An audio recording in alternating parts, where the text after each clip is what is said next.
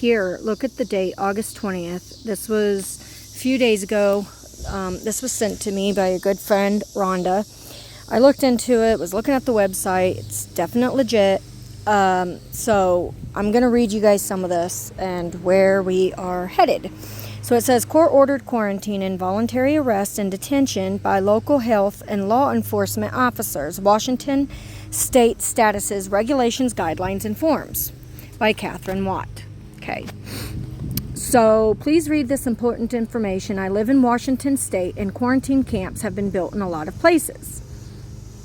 These will be concentration camps for the unved as planned worldwide. Digital IDs are being implemented everywhere, and the control grid is squeezing tighter around the necks of everyone. Once digital ID is implemented, it's game over for the freedom of humanity unless you can sustain and defend yourself. So the orientation for new readers, American Domestic Bioterrorism Program, Tools for Dismantling Killbox Anti-Law. Downloaded the documents hosted at the WA/DOH, the WADO site, converted them to PDFs, and provide links below for readers interested in studying them. There's a bunch of different links. There's like, I can't even tell you how many, but I'll add this on the in the description box. And it says similar laws and administration procedures are in place in every U.S. state. Readers are encouraged to look at your own state government websites for similar online resources. Now, if you guys have noticed, a lot of Walmarts, a lot of Targets, a lot of different places that you never expected shutting down. Not only due to inflation, but they're doing that because they've been bought out. They've been bought out for a FEMA camp. All right. Now, the single most important thing to understand is that no one involved in requesting voluntary detention and petitioning courts to order involuntary detention, local health officers, where's I at? I apologize. Reviewing petitions for involuntary detention or issuing court orders, state judges, or enforcing involuntary detention orders, police, sheriffs, or military officers, is legally required to review and validate health officer assertions about the existence, transmissibility, and virulence, harmfulness, or ability to cause disease and death of an alleged pathogen. Detentions can be carried out without presentation of any validated evidence that a pathogen has been or can be physically isolated and identified. Without any validated evidence that a pathogen has caused or can cause disease, without any validated evidence has been or can be transmitted, and without any validated evidence that the subject of the detention order harbors the alleged pathogen in his or her body. All evidence provided by the public health officers can legally be fabricated and false. Whew.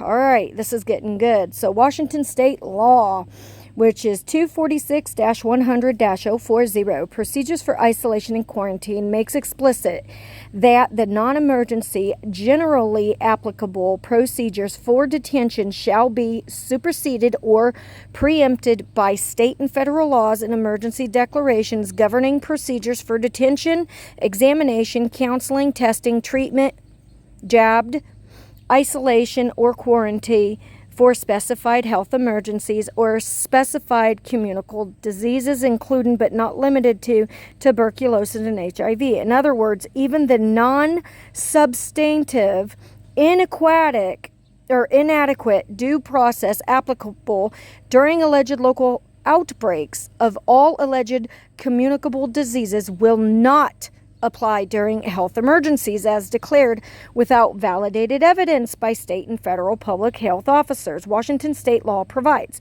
at his or her sole discretion, a local health officer may issue an emergency detention order causing a person or group of persons to be immediately detained for purposes of isolation or quarantine. So if they see that there might be something going on, or let's just say that they know about what's going on, let's say monkeypox or the bird flu or something, and they know within your area that there might be an outbreak, but you're not exposed to it and they know that you haven't been jabbed, they have all rights to detain you, quarantine you, and everything, and there's not a dang thing you can do about it. Okay, and then to be immediately detained for purposes. A local health officer may invoke the powers of police officers, sheriffs, constables, and all other officers and employees of any political subdivisions within the jurisdiction of health department to enforce immediately orders given to effectuate the purpose of this section. In some documents, Washington public health officials distinguish isolation from quarantine by specifying isolation is used when a person already has symptoms, implicitly but not directly stating that the quarantine is the physical arrest and detention of a person who has no observable symptoms of illness. This is what I'm talking about. An example of the loose, falsifiable words of these de facto arrest warrants is the petition for ex parte order authorizing involuntary detention for quarantine isolation when voluntary quarantine or isolation refused.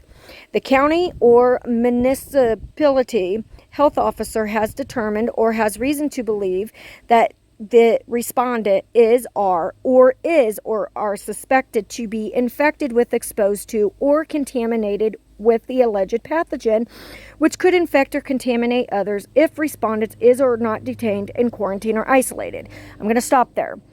A few years ago, in 2020, November 3rd, 2020, 1 week prior to, I got extremely sick. Me and Norman, and I knew that I had the CV19, but I wasn't going to go in and get tested. But it was so bad I could not walk. I couldn't breathe. My oxygen level was at 60%. It was horrible.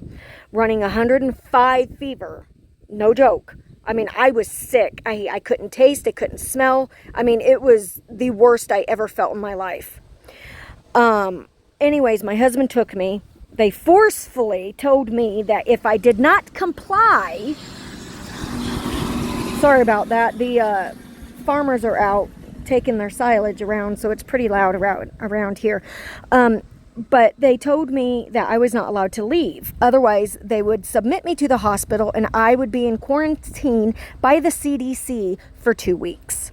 So I was backed up in a corner. They would not let me leave their facility. Nothing. They forcefully forced me into that test, of course. It took no time. It came back positive. But the thing is, they just sent me home with no medicine, nothing. Okay, that was the first time I caught it. I caught it twice. 2 years later, I caught it again, but it wasn't as bad. I mean, it was bad, but it wasn't that bad. But I never went to the doctor. So my point is, they did this once, they will do it again. Okay? And the whole point of this article is to tell you against your will. It does not matter.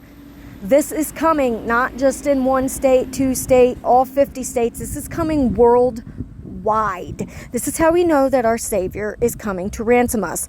We are spared from the wrath that is coming upon the earth. So now I am going to fast forward all this to this.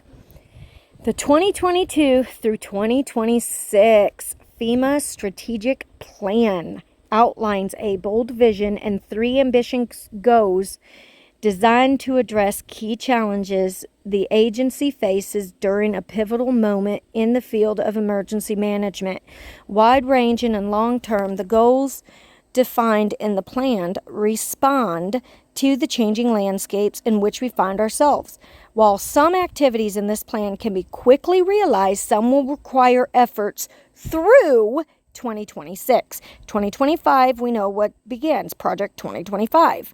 This project began 2022 through 2026. Okay, so this is a 4-year plan. All right, so now here we go. The plan outlines 3 bold, ambitious goals to meet this challenge. These goals position FEMA to address the increasing range and complexity of disasters, support the diversity of communities we serve, and complement the nation's growing expectations of the first objective. Each goal focuses on the emergency management workforce, ensuring they are ready to support those served. The second objection highlights how the agency can better support communities through FEMA programs. The third and final objective centers around how FEMA policies, tools, and programs, as well as collaboration with partners, can be leveraged to increase whole community outcomes in emergency management. A whole community approach attempts to engage the full capacity of the private and nonprofit sectors, including businesses, faith-based, and disability organizations, and the American public, in conjunction with the participation of state, local, tribal, territorial, and federal. Okay, so here's these plans. Strategic plan updates. We positioned ourselves in the 2023 to continue building a resilient nation that can withstand current disasters and future threats. A lot of people believe that FEMA is only there for like hurricanes and things like that. Oh no, it's a lot more than this. So all these dreams and all these things that, we've had even before we even knew what FEMA was, is right here in articles coming to pass. Like, this is not man-made, like an understanding. This was God-given understanding, and it even says that people's going to be imprisoned during this time, okay? And you're going to have to comply or you're going to die. I mean, that's just all that's to it. And it said, we made progress in each of the goals set out in our 2022 through 26 strategic plan by addressing stakeholders' needs and providing resources to prepare for, respond to, and recover from disasters. So you can read more right here. And there's a bunch of information about this. You can go to the FEMA website. Okay, so these are the 3 bold, ambitious goals. The goals and objectives laid out in the plan will help ensure success for our agency, emergency management community, and those we serve. Goal 1, instill equity as a foundation of emergency management. Goal 2, lead whole a community in climate resilience. And 3, promote and sustain a ready FEMA and prepared nation. Why is this such a big deal? Well, because FEMA is going to round up people who have been unV'd, okay, during that time, and that's how that coincides with these laws that have been coming into order. And this is the identical stuff, mind you, in the Project 2025 that Trump has made. I don't care who doesn't want to listen to me. This stuff is not my understanding. If you guys don't like the information that I'm presenting, you need to take that up with God. You need to take that up with these websites. You need to take this up with the government. Don't take it up with me. Don't bite the hand that feeds you, because I'm telling you right now, when Prophet Isaiah was taken out of the way too, or Ezekiel, from speaking to the people, they cried out and they wanted to hear the prophet again, over and over. They wanted to hear the words. They wanted to have that encouragement. And I'm telling you, when we are gone, people who did not listen are going to regret it. They're going to be the ones that's going to be rounded up into these FEMA camps because they have no other place to go. They were not prepared for these disasters that's coming. See, and the thing is, what they're talking about in this, we have a one world government system that is ruling. That is what the New World Order is. Trying to get everybody under one rule, one religion, right? One religion, climate control, all that. It's because the government wants to be in total control. So you have the Antichrist, who's going to send his little pawns out, who's going to send out all these other leaders to go round up the people. Why do you think they have digital IDs? Why do you think several years, when they said you cannot buy, sell, or trade, you can't work without being jabbed? What do you think that is? That was the precursor to what is actually coming when we leave, the Revelation 13:16. Okay, and that is why, like I've said, these next diseases that are out is going to cause a lockdown, and it's coming.